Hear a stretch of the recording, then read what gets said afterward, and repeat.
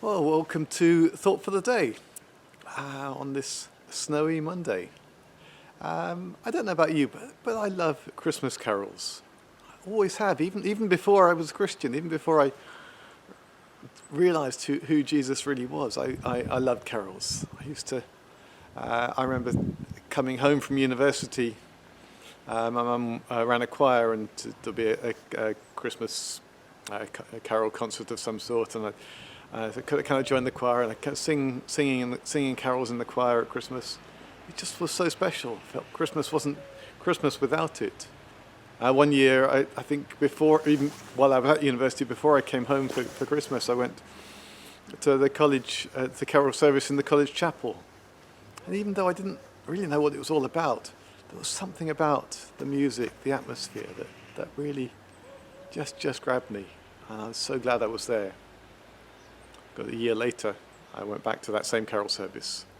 And at that point, I knew who Jesus was, and it just made so much of a difference. Even carol singing outdoors. Here we are, out in the snow. There's something about singing a carol out here. And they're a wonderful mixture, aren't they?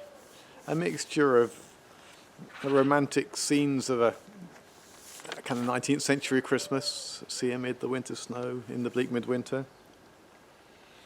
They got poetic retelling of Bible stories, some very good, clear teaching of the Bible stories, mixed in with some extraordinary bits of imagination.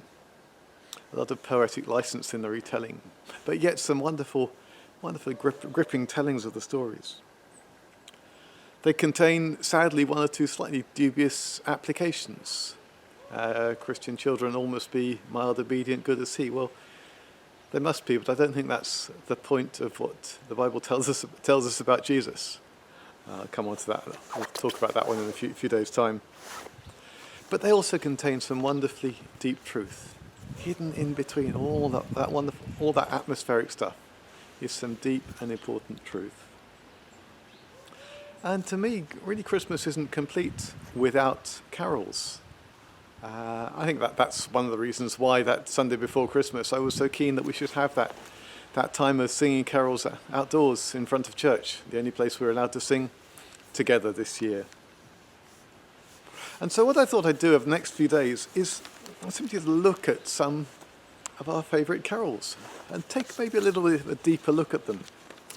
And what better one to start with today than See Amid the Winter Snow.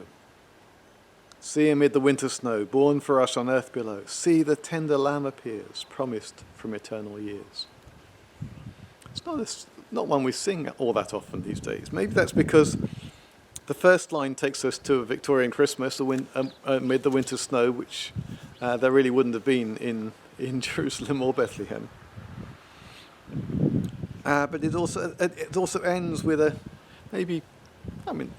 valid but slightly weak application. Teach us, holy child, by thy face so meek and mild. Teach us to resemble thee in thy sweet humility.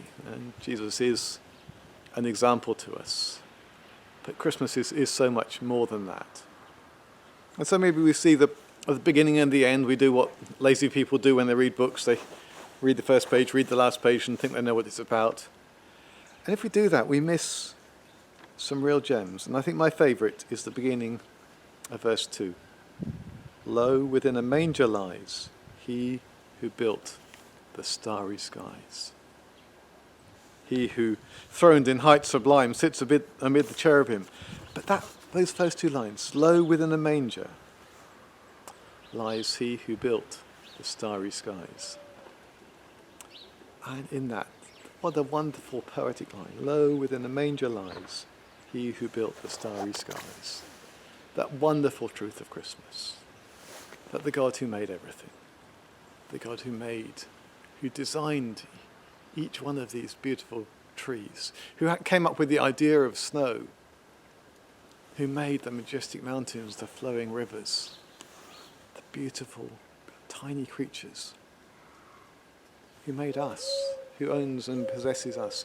He who did all that is lying, weak, vulnerable, in a manger. That's a wonderful truth of Christmas. That's the truth, isn't it, of Philippians 2. Jesus, who didn't consider equality with God something to be grasped, but made himself nothing, taking the very nature of a servant. Being made in human likeness, he humbled himself. That's the truth of Christmas. So even though that last verse may be a little bit weak, yet this carol is beautiful because it ends with that chorus. Hail, thou ever-blessed morn. Hail, redemption's happy dawn. That day when God did that is an amazing day.